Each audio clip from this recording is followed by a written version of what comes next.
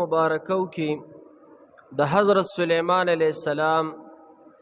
د یو ازمایش او د امتحان متعلق ذکر دی. د ازمایش او امتحان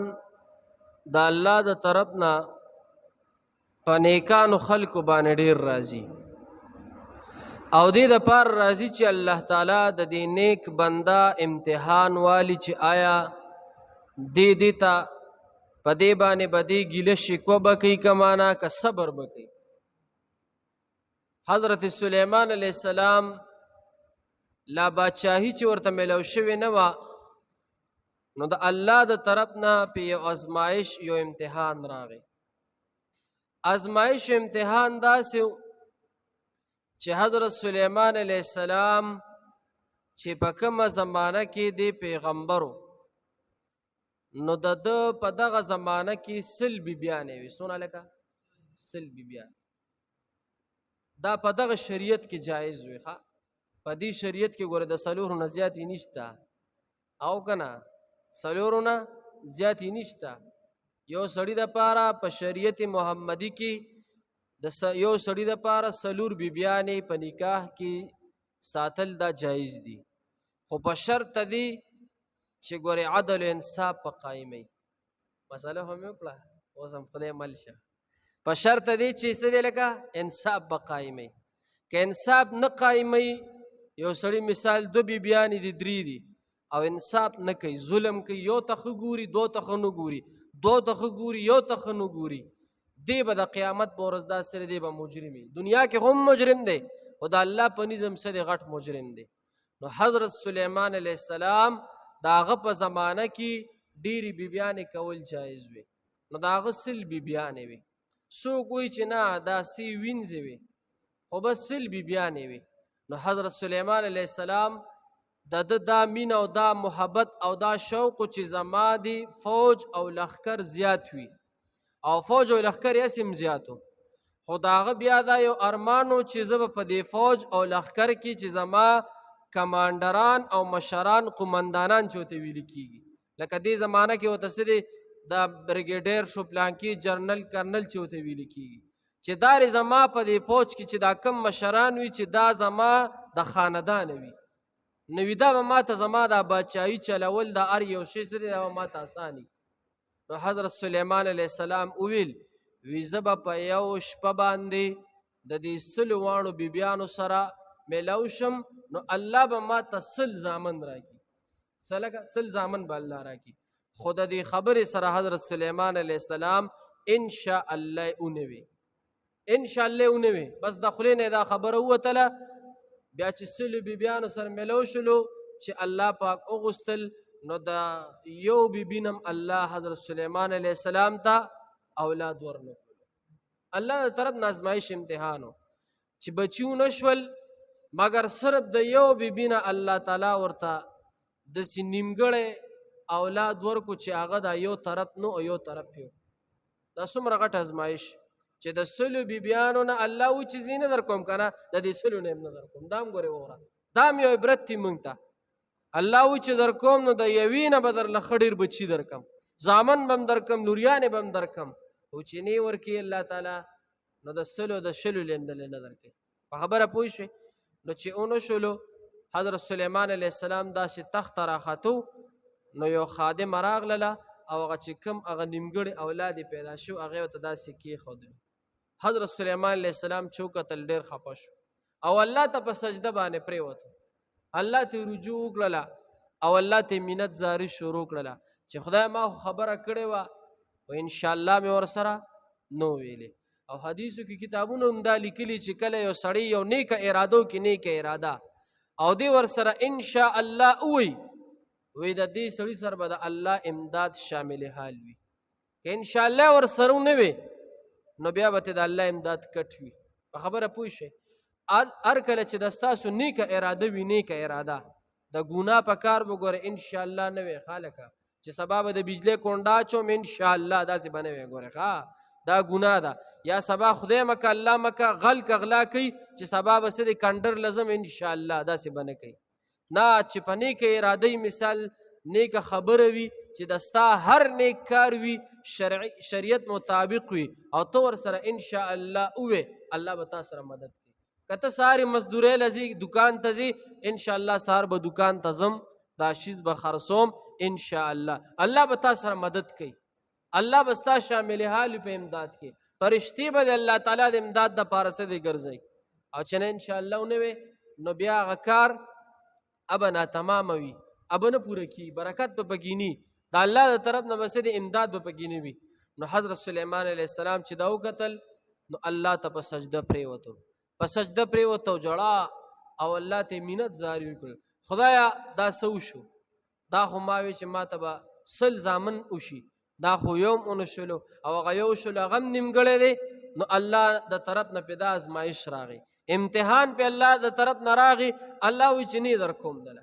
نو چې امتحان ازمایش راشي کله په انسان باندې نو هغې طریقه هم الله موږ ته ښیي. ګوره حضرت سلیمان علیه السلام باندې امتحان ازمایش راغی نو رجوع یې چا ته وکړه لکه الله ته وکړه چې په موت ته ازمایش امتحان راشي نو رجوع به چا ته کوو لکه الله ته به کوو. نو چې رجوع یې الله ته وکړه ګوره ښه په سجده باندې الله ته پرېوتو چې په سجده الله ته پرېوتو نو الله ته منت زاری جړه پریاد خدای وي ستا د طرف نه ازمایش امتحان راغی او خدای دې نه پس خوشحالي راکړي یا الله داسې خوشحالي راکړي خوشحالۍ کې درنه داسې بادشاهي غواړم داسې بادشاهي لا ينبغي لاحد چې یا الله داسې بادشاهي زما نه پس هېڅ چاته نه وي. داسې سوال یې وکړو ښه اے الله ورله هغه سوال قبول کو بادشاهي الله ورکړه الله وی فسخرنا له الریح الله وی حضرت سلیمان علیه السلام ته وی حضرت سلیمان علیه السلام تا باندې زما د طرف نه ازمایش شلو امتحان شلو تکلیف ته ضرور رسیدلو خو تا ګیله شکو نه کړله ما ته دې رجوع کړله سوال دی وکړو چې یا الله بادشاهي راکړې الله ورته داسې بادشاهي مې درکړه که نه چې په هوا به هم نستا تابع وي هوا ورته الله تابع کړې وه که تخ په هوا روانو تخ ورته الله په هوا په ذریعې سره تابع کړو هوا باندې به تخ روانو داسې غټ تخ چې صرف او صرف د هغه زمانې چې د هغه کم وزیران کم علما د هغه زمانې د حضرت سلیمان علیه السلام هغه به هغه سره 1,20,000 به هغې ته صرف کرسۍ لګېدلې وي 1,20,000 دا به صرف د هغه د وزیرانو دپاره وي نور چوکیداران نوکران خادمان لا پرېږده چې دا به څومره او الله ورته څه دی هوا تابع کړې وه. بیا ورپسې والشیاطین کل بناء وغواص الله وی داسې بادشاهي مې درله درکړې حضرت سلیمان علیه السلام چې داسې بادشاهي چې پیریان به د تابع وي بعضې پیریان د حضرت سلیمان علیه السلام داسې پیریان وو که نه چې الله ورته تابع کړي مسخر کړي ورته الله هغې ته به یې وی شابه سمندر کې غوپې وښې د سمندر د ویښ نه څه دی لال جواهرات یاقوت وغیره د قیمتي کاڼي دا د سمندر د ویښه روباسې ابه د پیریانو غوپې به والې د هغې به کار نه و. بعضې پیریانو ته به وي شابه محلات جوړ کې محلات به جوړول لګیا به پیریانو به محلات جوړول بعضې پیریانو ته به وي شابه تاسو دا پلانکي خدمت وکړئ دا خدمت وکړئ دا خدمت وکړئ پیریان به شپه ورځ به لګیا وو هلکه دا ته چا تابع کړو الله تابع کړو دا بادشاهي ولې الله ورکړله د څه نه پس الله ورکړله ازمایش امتحان نه پس الله ورکړله نو ازمایش امتحان په موت هم راځي ازمایش امتحان موږ ته به څنګه پته لګي چې دا ازمایش ته د امتحان د الله طرف نه خدای مکه الله مکه کاروبار دې کو نقصان وشلو نو پوه شه که ستا رجوع الله ته و د نقصان نه پس نو پوه شه چې دا د الله د طرف نه په ما امتحان دی خبره پوه شي خدای مکه الله مکه اکسیډنټ وشلو بل مصیبت راغی بل راغی ستا رجوع الله ته و بس پوه شه چې په تا څه دی لکه ازمایش ته امتحان دی او دعا به دې قبلیږي. وګوره حضرت سلیمان علیه السلام باندې امتحان راغی الله طرف نه الله ورله بیا څه دی بادشاهي ورکړله داسې بادشاهي الله ورکړله چې د حضرت سلیمان علیه السلام بادشاهي په ټوله دنیا بادشاهي وه په ټوله دنیا بادشاهي وه او د عدل او د انصاف او د خوشحالو بادشاهي د سمندر په مخلوق بادشاهي په هوا بادشاهي په میږانو په چرند پرند بادشاهي مرغې به ورته الله تابع کړې وي د دې مرغانو د دې چرند پرند به روزانه به حاضري اخیستلی دوی کم بغیر حاضر هغله به سزا ورکوله د پیریانو حاضري به یې اخیستله کم به چې د هغه دربار ته نو پیش شوي سزا به یې وله ورکوله داسې بادشاهي وله الله ورکړې وه. نو یو خو دا ګوره چې څه کار کوو د خیر او جایز کار نو څه به وایو لکه ان شاء الله الله به امداد کوي الله به سره امداد کوي دویمه ده چې ازمایش امتحان په نیکانو خلکو راځي حضرت سلیمان علیه السلام پیغمبرو الله د طرف نه سره ازمایش امتحان راځي او چې کله امتحان د الله د طرف نه راشي ازمایش راشي نو سبق ولکه دې الله ته به رجوع کو دې الله ته به مینت کو